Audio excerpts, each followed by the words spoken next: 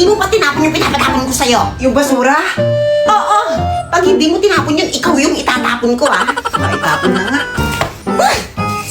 Kakatamad. Sa akin ka pa kasi kung tapon eh.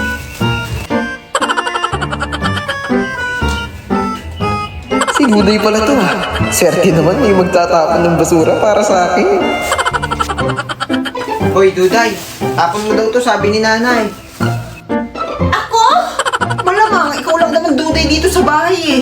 Hoy, tapon mo na yan.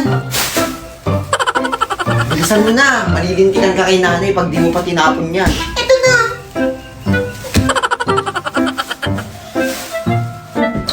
Nakakabusit ako na lang palagi inuutusan. Ay, sa wakas. Nakakanood na rin ng TV. O ano? Natapon mo na ba yung basura? Sabi ni Duday siya na raw magtatapon. Si Duday? Duday, akin na yung bata. Oh, Nay! Ano yan? Asan yung bata? Mali yata yung naitapon ko. Ha?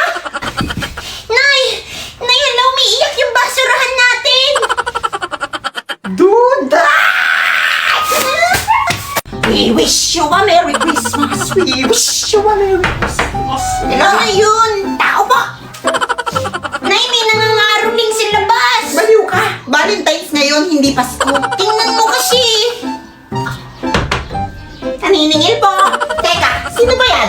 Yung utang mo! Mabait ka ng utang mo! Bakit ka nananakal? Inaano ka ba? Bayad ka na ngayon kung ayaw mo pati yung bahay mo sakalin ko! Gawin! Akala mo hindi kita kayang bayaran? Ayan! Isaksak mo sa baga ko! Peke to, no? Saan mo galing to? Alam ko na. Siguro umutang ka sa iba para may pambayad ka sa utang mo sa akin. Ang dami mong satsat. Binayaran ka na nga eh. Umalis ka na. Sige, sabihin mo na lang. Saan mo ito nakuha? Para makalis na ako. Secret! Hoy, ikaw. Alam mo ba kung saan nagagaling yung pera ng nanay mo? Tuday, huwag mong sasabihin. Huwag ko sasabihin yung ano ito? Yung nakakakuha ka ng pera dahil sa link na yan? Hoy! Hindi ko ba pwede sabihin na dinaulog niya kaya tayo nagkakapera? Okay. Bakit mo sinabi? Yun pala, ha? Pasaway ka! I-download ko na para kumita na ako. Halin Turing! Kulangot! May challenge ako sa'yo. Ano? Mayaman na kami, di ba? Dodoblihin ko yung hawak mong pera. Basta wag mo lang sasabihin yung color pink. Eh, paano pag nasabi ko? Hindi sa akin mapupunta yung perang hawak mo. Sige, game! Akala mo mananalo ka. Game! Anong kulay yung buhok mo? Black. Tama. Anong kulay yung suot mong damit? Orange. Mananalo ako dito. Olas! Anong kulay itong suot kong cup? Yellow! Oh, sabi mo yellow! Ha? Hotdog! Ano sabi mo yung yellow, ha? Yellow? Aba, sabi mo pink, di ba? Oh, yun na nasabi mo pink! Akin na yung pera mo! Bye-bye! Ang New Year's resolution ko? Hindi na ako magsisinungaling. Bebe, ikaw ba kumuha ng chocolate ko? Hindi ako, Hindi nga ako mahilig sa chocolate, eh. Hindi raw siya. Halata naman, eh. Hindi mo kumuha ng pera sa pantalon ko. Ha? Ay, hindi ako yung kumuha dyan. Bala kayo dun, ha? Bebe, nasa na naman ba yung cellphone ko? Wala sa akin yung cellphone mo, Nay. Hindi na ako magsisinungaling. Ang New Year's resolution ko ay hindi na ako magre-reklamo sa utos. Ate, kumuha ka raw ng talbos kamuti kay Aling Turing. Ako na naman. Ikaw na lang. Ala, bumili ka nga ng pulutan tukil at tanjeng. Eh bakit nakuhan din naman si Bebe nga siya yung utusin nyo? Tunay, magsahin ka na. Maghugas ka na rin ng plato pagkatapos. Ako na naman. Ako na lang palagi. Kayo nag-isip niyan, kayo gumawa. Hindi na ako magre-reklamo sa utos. Ang New Year's resolution ko. Hindi na ako iinom. Dahil dumating si Uncle Burokoy, pumunta raw kayo sa bahay niya, mag-iinom raw kayo. Talaga? Kaso... Oh, pare! Sige na. Sabi ko, hindi na ako iinom. Hindi na ako iinom ng tubig kasi may alak naman. Ang New Year's resolution ko? Hindi na ako mangungutang. Nay, nasan raw yung inutang mo kanina kay Aling Turing? Sinisingil niya ako eh. Bakit parang ang aga niya maningil? Nay, pinapatanong ni Aling Tanjing kung kukuha ka raw ng tinda niya, pwede raw utang yon. Ah, sige, sabihin mo, kukuha ako. Utang naman eh. Siguro pati yung cellphone na dala mo, inutang mo rin, no? Hoy, hindi ah. Nakuha ko to sa link na nasa bio ko. Nanalo ako. Wow! Yung New Year's resolution ko, next year ko na lang gagawin. Hello? Nay! Dumating na yung order mo sa labas, wala pang bayad. Ayan! Order kasi yung order! Ano akala niyo sa akin? Tumatahin ng pera? Hindi na ubos yung pera ko? Puro kayo gastos!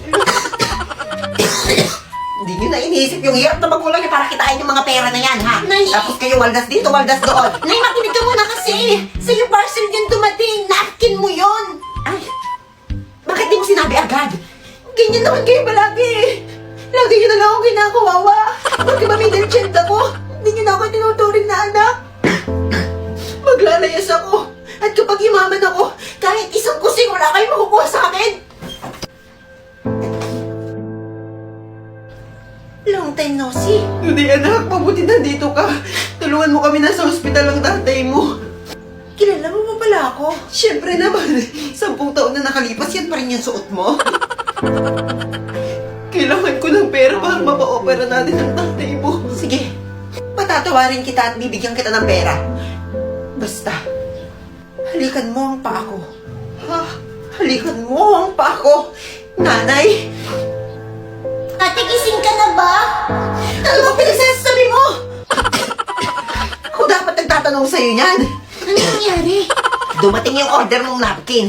Kanina pa kita ginigising. Eh, hala, nabayaran niyo na. Sabi mo pa sa akin napkin yon? Tiyong taka.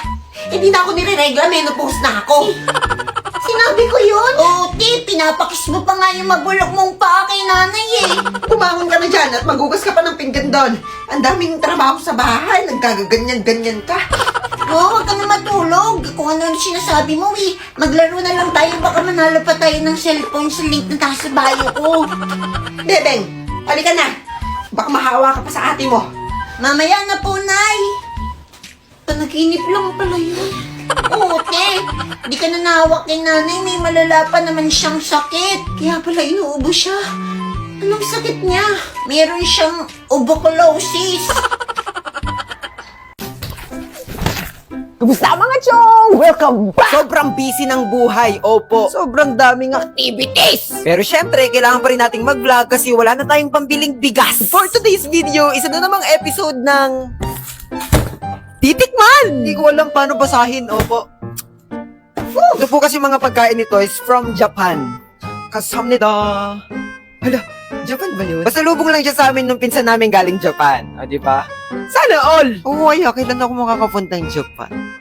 Nakapunta naman na ako. Kaso nagising rin ako agad eh. Pero syempre, kahit hindi natin alam kung paano basahin itong mga to, alam naman natin siya paano kainin. So itong isa, feeling ko parang cup noodles ang atake niya. Lalagyan siya ng tubig mainit para makain, ganon. So ito na, tapos na natin siya lagyan ng tubig mainit at hihintayin na lang natin siya. Siguro after 365 days, pwede na siya.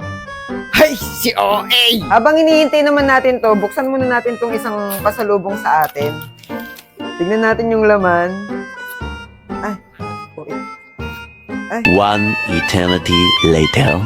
Ito yung laman niya. Ayan, tignan niyo yung itsura niya. Mukha siyang espasol na maganda lang yung hugis. So, habang hinihintay nga natin to, tikman na natin to. Amoy siyang yung sampelot, yung ginaganon.